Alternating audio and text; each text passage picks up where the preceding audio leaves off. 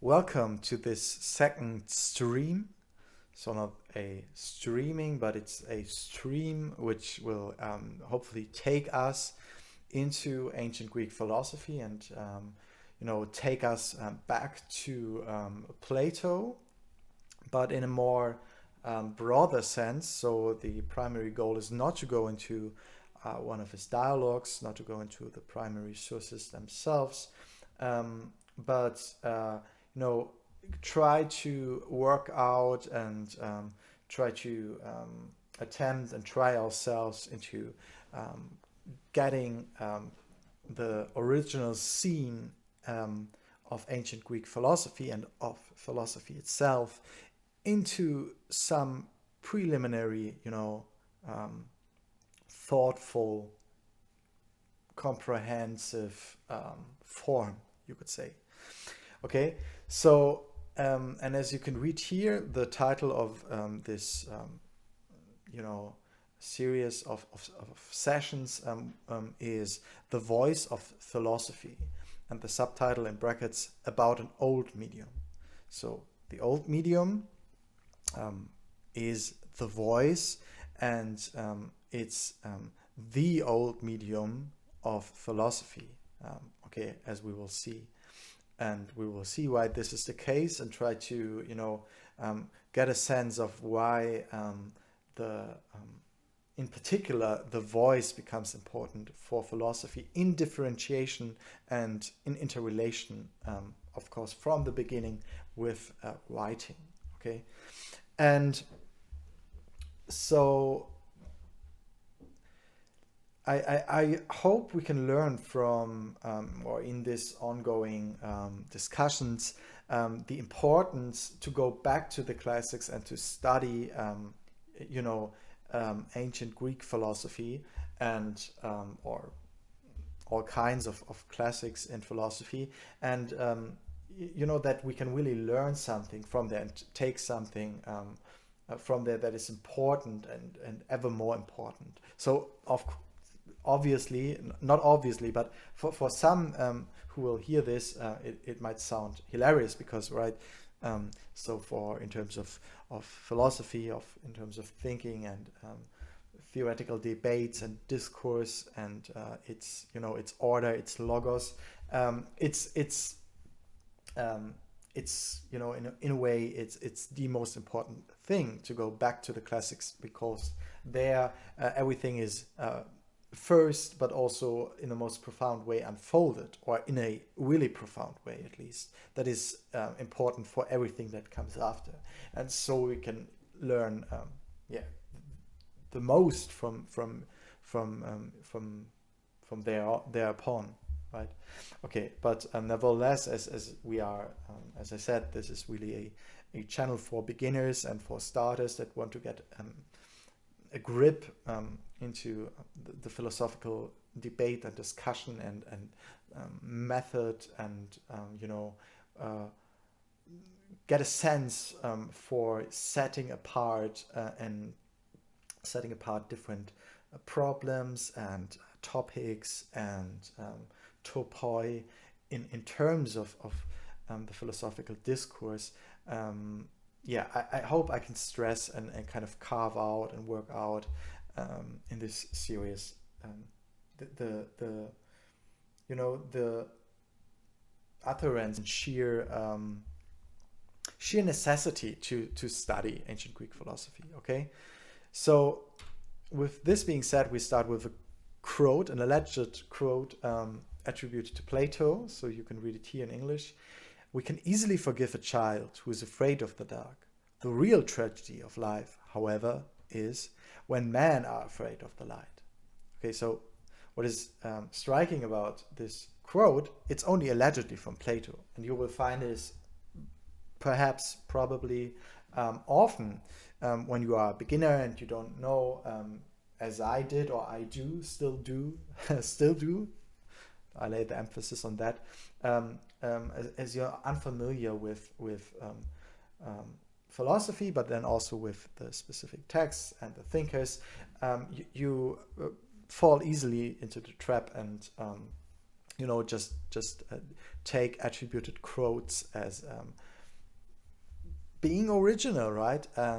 But as we find here, this is not the case. And so what we first learn, I guess, as starters in philosophy is, or learn in the early stages, is that we have to be really careful with translations, because there's a lot of misconception there. There's a lot of potential for disarrangements and, disguises of meaning and sense. So what the author most probably wanted to say or said, when a whole bunch of scholars, this is not like a absolute universal statement that this was the original meaning, and we will see what is at stake in written quotes, and what is the slight difference between reading those quotes out loud and speaking philosophy and talking, discussing philosophy qua voice with other people, and writing philosophy. But nevertheless, if there's a whole lot of scholars which kind of set out the trajectories of how we can understand this quote, or what is important in respect of this quote, and in the original language, ancient Greek, and then we find a translation into English which is like completely distorting this meaning. We still perhaps can learn something from it, but we have to be careful, and we have to take this into our thinking after, thinking after, and collecting our thoughts above or into this particular meaning that we are diving into there. Okay, so this is what we I guess this is what one can learn as a starter into philosophy. Now, what is interesting here, we find that this quote is not from Plato, and I found that it's like attributed to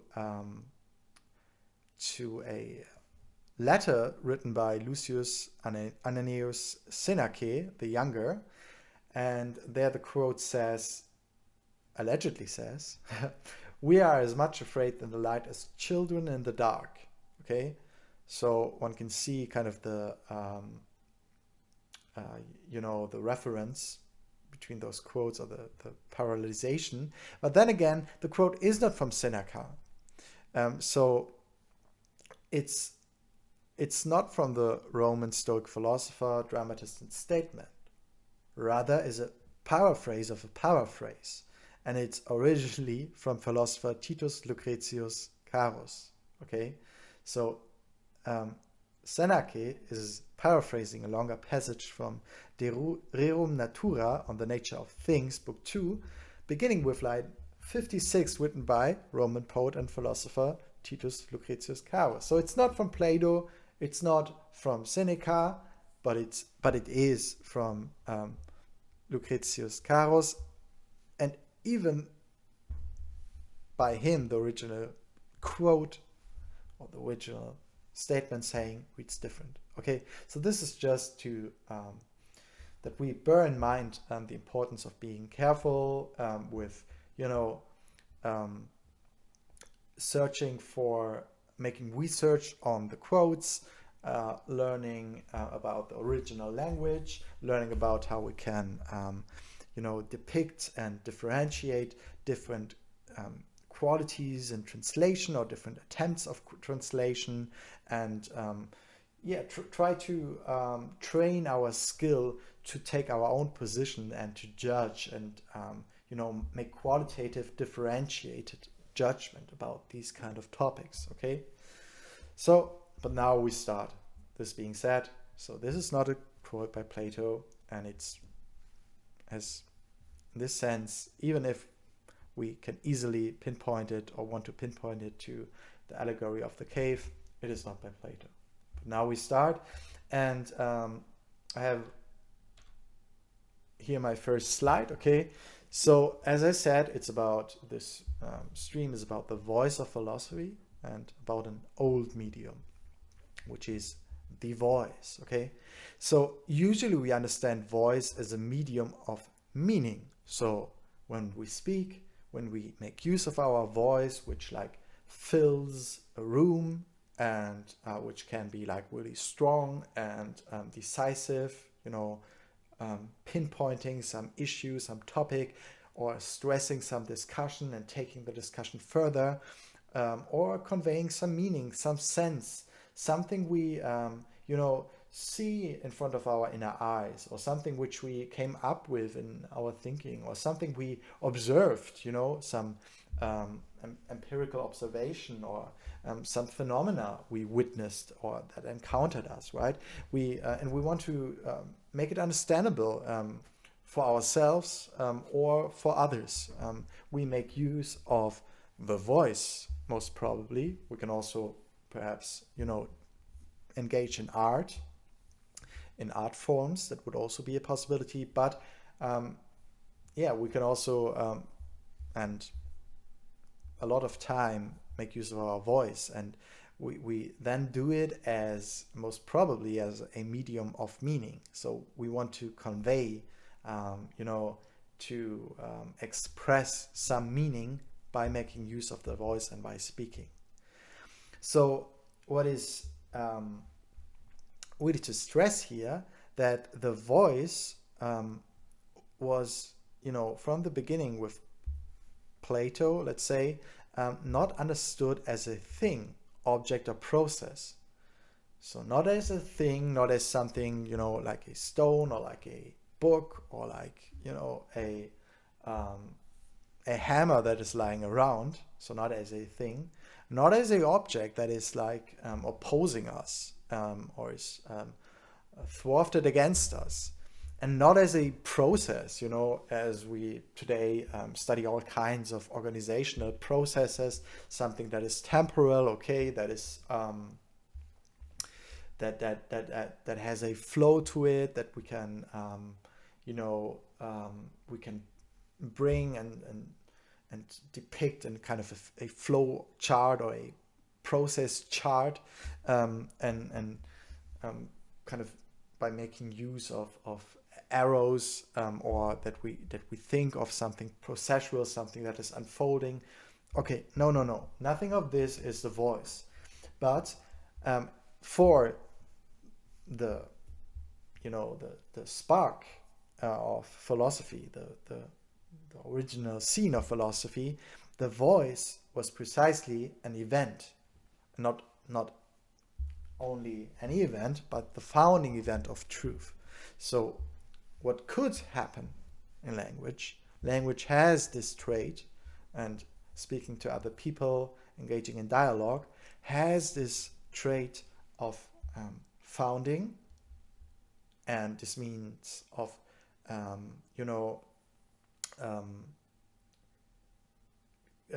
kind of preparing the ground for the emanating of the eventful occurrence of truth. And we will see what this can mean. But this is something I think we can start with, or we can go with, like as a first approximation, a first approach of getting a sense for what and why what the voice kind of can be, or how it can be understood, and why it is so important for philosophy. Okay, so so the voice is something that is procuring the ground and the kind of constellation and the right circumcision for the emanation of the eventful of the eventful occurrence of truth. Okay, it is this tradition of thought, of thinking and debating and engaging in dialogue and discussion, reaching back to the roots of the Occidental tradition that assigns to the voice exactly, or precisely, the place of truth, insofar as it is not an automatic process. It's not a machinic working, or a machinic operation. and not as an object. So, but rather this tradition claims the voice as the place of truth, and also stresses and kind of provides us with the importance of its social public accountability. So, right, if we make use of the voice, that is, if we speak out something, it is most probably, or really easily going public. Okay, so of course we can speak in our own room, but we don't reach anybody there, and we don't find if what we say make any sense, if there are arguments against what we say, if what we say is a scandal or scandalous, if we can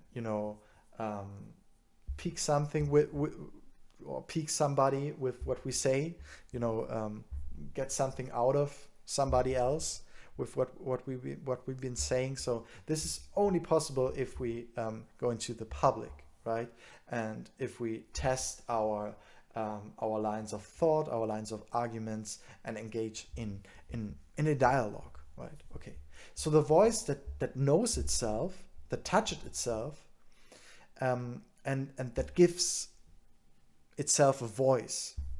So that kind of is in contact with knowledge about its own traits, you could say. In this sense, so in the sense that the voice that hears itself and is present to itself, in this sense, Jacques Derrida criticizes the voice and the importance of the voice, especially in the constellation and evocation of logos, so that in terms of the voice, there is this trait of the voice as the founding event of truth, so as the founding event and the gathering of logos and the emanation of logos as the grounding and the providing of ground for truth. Derrida criticizes the voice and its hierarchical understanding, differentiated to writing as secondary and not so much powerful as the voice, rather as like disguising the true meaning, the true sense.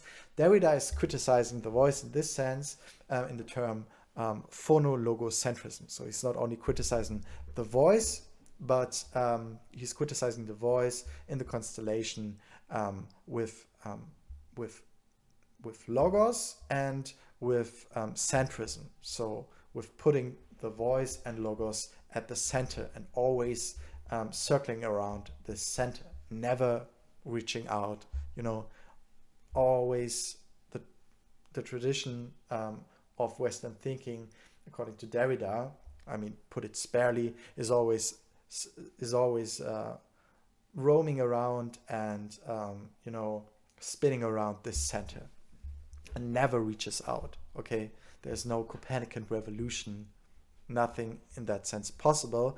It's only in terms of criticizing, so, and not criticizing as only harsh negative critique with nothing being said, but it's always for Derrida, in the sense of deconstruction, it's always criticizing, but criticizing productively. So while criticizing, you always find you try to really unpack and gravel with what the thinkers and the people wrestled with in terms of the tradition that Derrida will criticize as phonologocentrism. So on the one side, he's trying to unpack that and stay true to the concerns that those thinkers, those texts convey and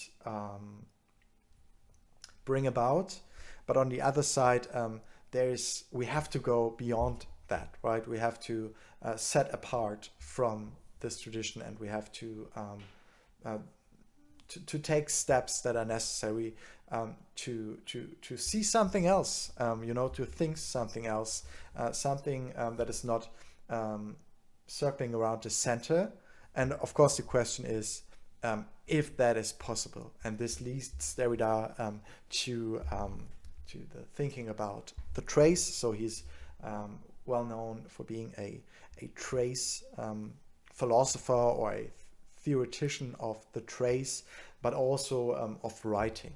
Okay, so the presence of the voids leads to self-consciousness, a consciousness and awareness of oneself that addresses itself, and in a sense, metaphysics. So you can think of metaphysics for now as on the one side, for that which goes beyond physics, beyond the moving things, and try to search for the arche, the origin, but also for principles that explain and make comprehensive the movable physical reality that we deal with, but that kind of that provide the comprehensible ground and that provide us the means and the ground for apprehending the whole, okay, in a sense.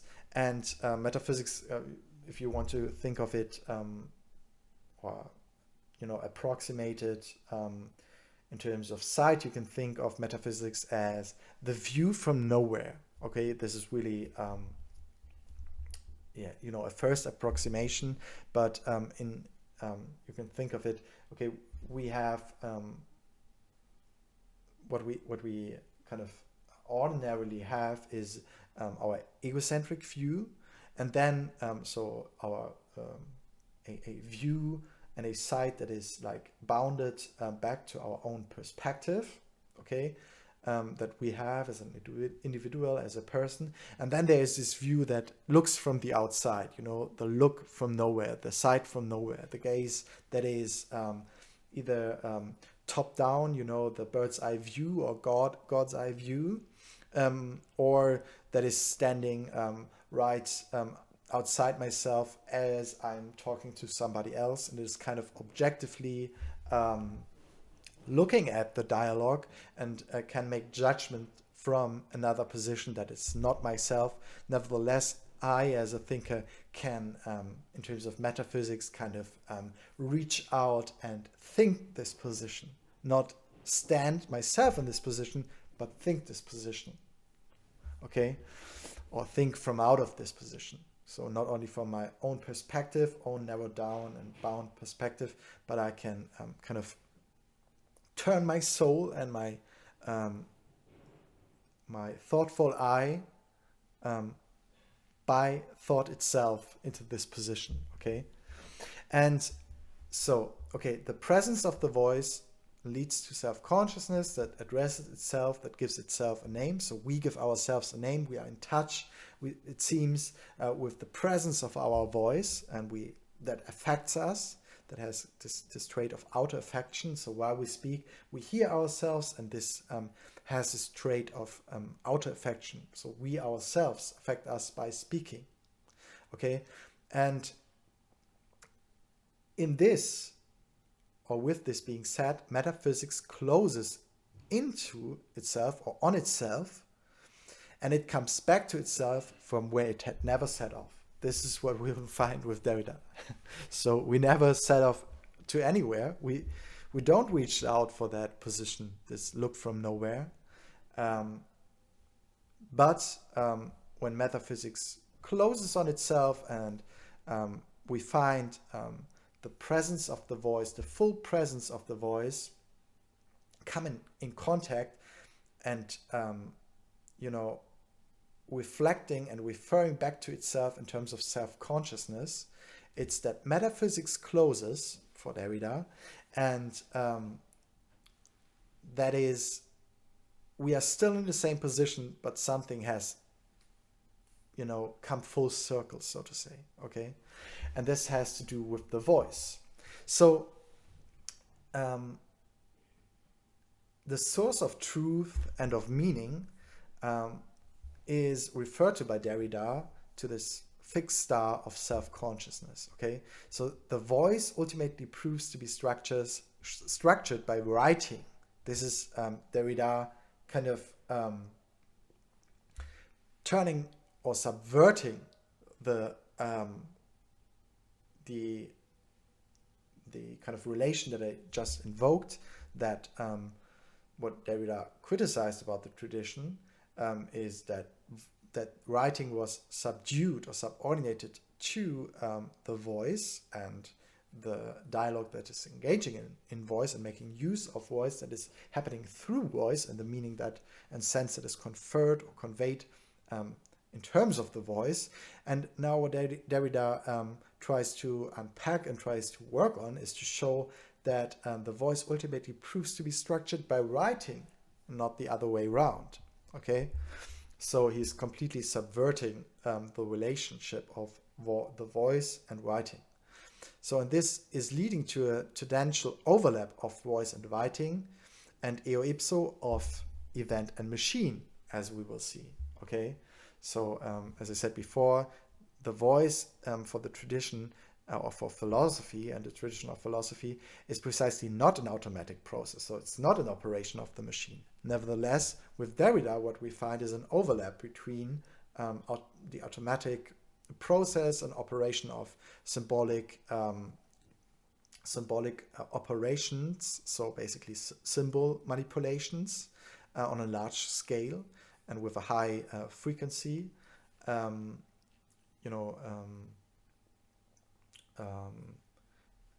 high frequency. In German, it's Takt. A high clockwise countering. Okay, and or step size. And now, okay, so we, of course, we have to go into argument, but what we can already see here is that with Derrida we have an overlap of the event of truth and the founding event of truth that is emanating or happening in language for the tradition, and the machine as automatic process and symbolic operations. Okay, so assigning to the voice a moment that is not involved in the reference to itself, so this would be the trait of self-consciousness and the circling in terms of circling around the center, which is self-consciousness, and which can be in a broader sense and intra-subjectively kind of addressed in terms of logocentrism.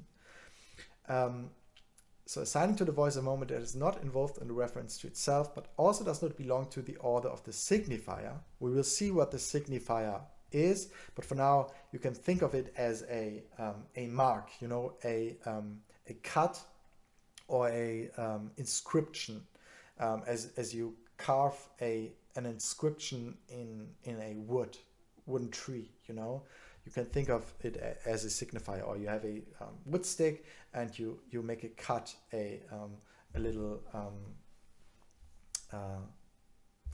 curvature in the wood. You can think of this as a signifier, and you can make the association to Spencer Brown, The Laws of Forms, and where he says everything starts with drawing a distinction. This you can bring together. So there is a material cut, a cut in some substratum, in something which has a resistance and a material being that is independent in some sense. So you have this material cut, and you have the evocation in terms of drawing a distinction. So when you draw a distinction, you have a signifier, and the signifier is only conceivable in terms of foreground and background. So you can think of a line stroke on a white paper, a clear-cut line where you have then a signifier, which is you can conceive it as some line, some significant element on the paper, but only in relation to the background. okay? And you already have with one signifier, you have an environment, which is the paper and all the context that is surrounding the signifier, or the significant element, and you have the significant element itself. And as soon as you have two signifiers, you have the basic logical situation where you can think about how two significant elements, like the most basic significant elements that you can think of, which are two, 2 points or 2 straight lines on a paper, how these relate to each other. We will see this is an extremely good point of approaching logic from there on. Okay, so but what is important for us is now this coming together of a material curvature or a material cut, and the significant element, right, which can stand for anything, right? This is true about the symbolic order and signification in general. And then for the signifier, if we can signify with a significant element anything, we can actually signify everything with it. We can displace it. This is also, we make use of this in terms of metaphor, where we can use a word to describe or to convey another meaning. Okay, so we infinitely times infinitely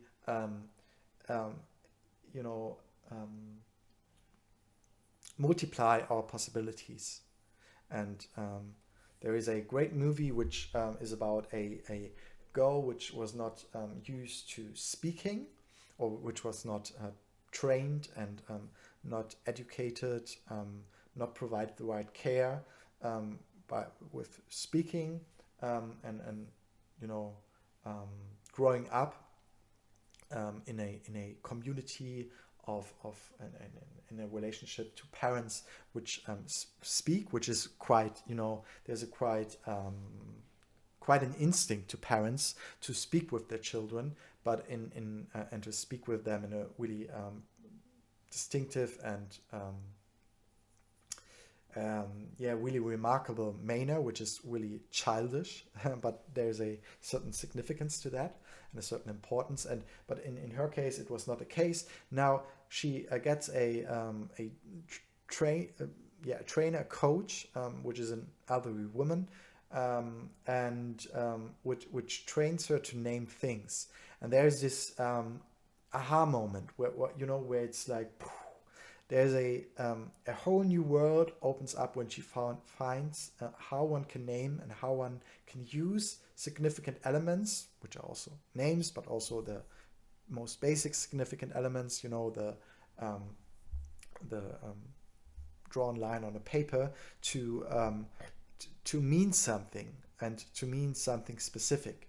And she then finds out that she can mean anything, and she goes around and points to all kinds of stuff, to flowers, to trees, to running water, to grass, and because she has this world has opened up for her, which is a way of showing how she enters into the symbolic order, and how she finds out how to use signification, which normally already childs are entering or are educated in.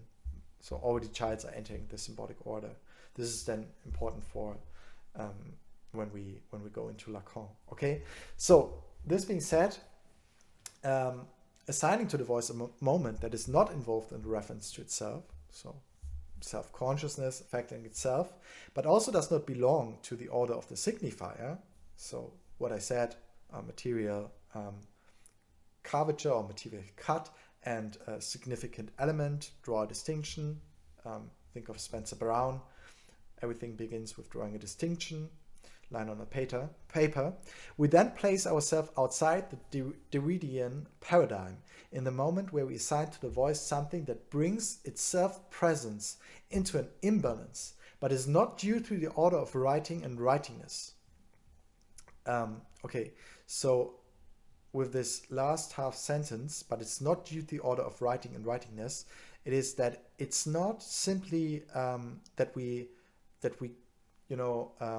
have an imbalance and now are shifting totally on the side of the machine, and the event or eventful character.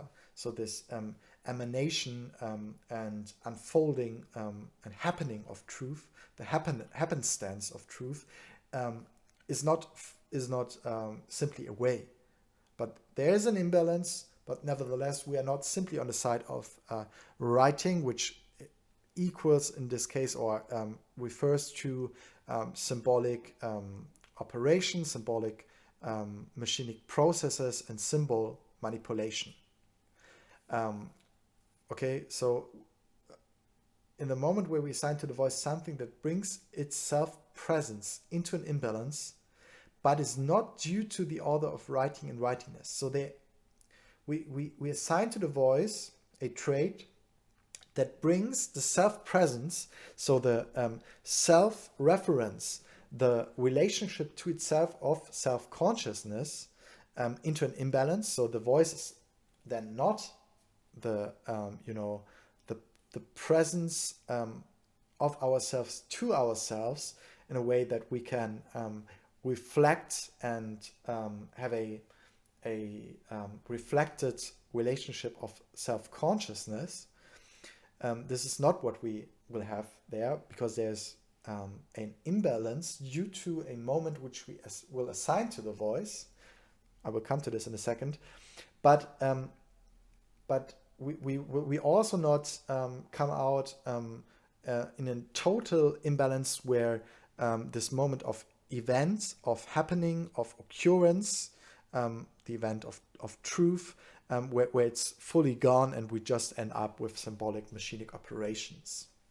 Okay, so and with this we place ourselves outside the Derridian paradigm, because for Derrida it's like, at least it's tending to an imbalance where we just end up with writing and all that he then says about the arche materiality, and he all brings those concepts of materiality,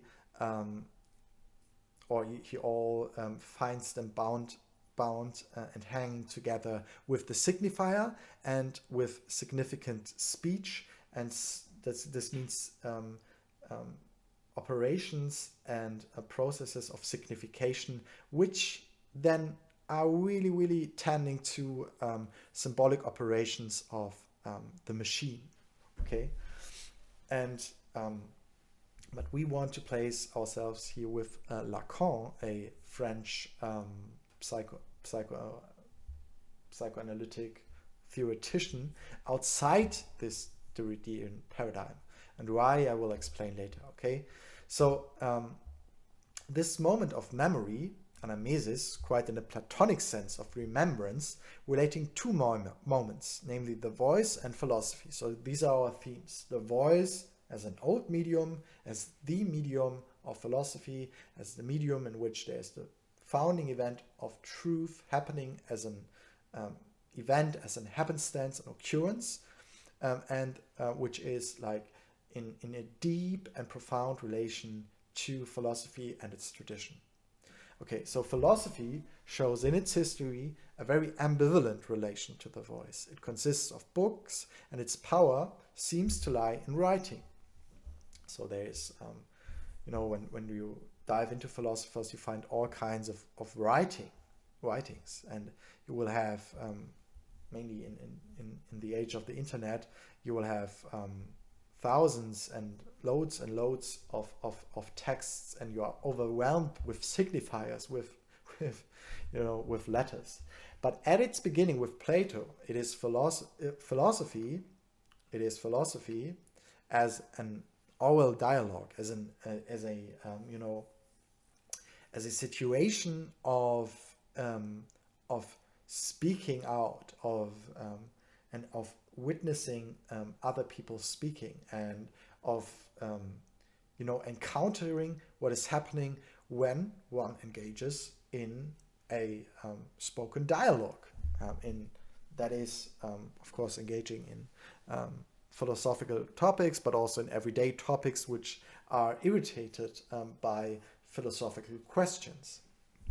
Okay, so Plato was famously a great critic of writing, considering it a form of that knowledge that can, a knowledge that can be simply transported, conveyed, like we do it today in the internet in terms of data packages which we send, and in terms of input and output learning, where we kind of plan how much a human cognitive system, which is like mainly a growing up young student can digest, and then we just fill in and send those packages in terms or in respect of the teacher, in the role of the teacher is just sending out packages by means of language, or nowadays by giving out papers and showing you some websites, and conveying this form of that knowledge, which is like memorized and stored knowledge. Okay, and Plato criticizes writing as being a form of that knowledge. So that has nothing of this trait of the founding event of truth, of this happenstance, of something that can shock you and that can emanate, that can spring up, that can and it needs the tension and that performative trait of speaking and of engaging in dialogue and having this performativity of the voice, right? And there can be you can even say that there's something akin to a transference happening in regard to psychoanalytic. This is one of the fundamental notions, transference. So there's something transferred which is not a thing, and is not a storable, computable element or subject or topic. Okay, and so this is why Plato criticizes writing and lays emphasis on the voice, on dialogue, and on conveying his doctrine in terms of speaking, in terms of making use of the voice and speaking with other peoples in face-to-face situations. But even later philosophy depends on lectures, talks, colloquia, or the seminar as the central place of philosophy. So philosophy aims at a form of generality of some kind, we can say. This is what I tried to outline in the previous video, in the other stream, where we will talk about the Timaeus and go into the dialogue Timaeus of Plato. And so on a really basic level, in the first approach, we can say that philosophy as a discipline, as a discourse, as a way of grappling and wrestling with subject matters, with things that come up in speaking and thinking, aims at a form of generality that is that can be referred to and can be invoked, and with a certain claim, an arguable claim, that is not just that not just floating away when somebody's criticizing it, but this generality is something that persists, that can stand against arguments, and that in this sense can give you some ground for a lasting truth claim. Okay, so a place of thinking, we can call this philosophy, where different forms of thinking can be related to each other. So this is the two most fundamental logical operations. If you have two signifiers, it's at one time to gather them, to grasp them as something belonging together and kind of bring them into an interrelationship, or to put them into reference, or mainly doing both at the same time. Gather them or grasp them as belonging together, and then making them refer to each other, and kind of working out and unpacking how they refer to each other and what their interrelationship is. Okay, And so philosophy can be first and approximatively approached as a place of thinking where different forms of thinking can be first of all related to each other in some sense, so really general.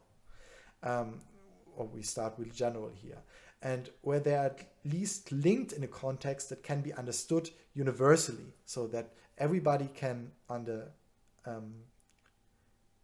undergo or engage and kind of comprehend how the linkage of different forms of thinking is. For example, for Kant, the form of thinking is in terms of judgment. Well, for Hegel, the form of thinking is in terms of contradictions, Gegensätze, so sentences that stand against each other, allegedly, or seemingly, that oppose each other. Okay, and these are different forms of thinking with different traits and different different insights that follow from that, or different arguments, and better to say not insights but different arguments and deduced statements that follow from that, and perhaps also different insights, most probably also different insights. Okay, so this is how we can first approximatively address philosophy as aiming at a form of generality of some kind and opening up a place, a realm of thinking. We don't know yet what thinking is, but it certainly has to do with drawing connections, making references, carving out or trying to follow and unfold certain nexus, a certain thread that it kind of brings together certain traits and gathers different formations or different forms of thinking. And so a place of thinking, so a place of where all these kinds of not operations, but where all these kinds of activities are evoked, where we actually think and where we engage in terms of making up a nexus and drawing a reference and saying, okay, this hangs together with this, or this has to do with something else, and we can see the now it makes sense. We can see the overarching nexus, or we can see a certain relationship, or at least make the claim that there is a certain systematicity to what we are, what we are engaging with, what we are dealing with, and what we try to understand, to grasp, to apprehend. And a place of thinking is opened up by philosophy with different forms of thinking. So think of thinking in terms of judgment or thinking in terms of contradiction can be related to each other, where they are at least linked in a in some sort of context that can be understood, at least understood. It's not just to be said that it once and for all eternally true, but that can be at least understood in a way that can be approached in a way that kind of evokes universality, so that can be approached and apprehended and also criticized in this sense by everyone, and in this sense, but it's not that there are certain truth claims, as I said, certain kinds of generality that is aimed at, and that's also reached, or kind of arguably invoked and derived at. And so we can not just do away with the universality of this discourse, but we will look more into, as we go on, what this then means. Okay, so thank you for today.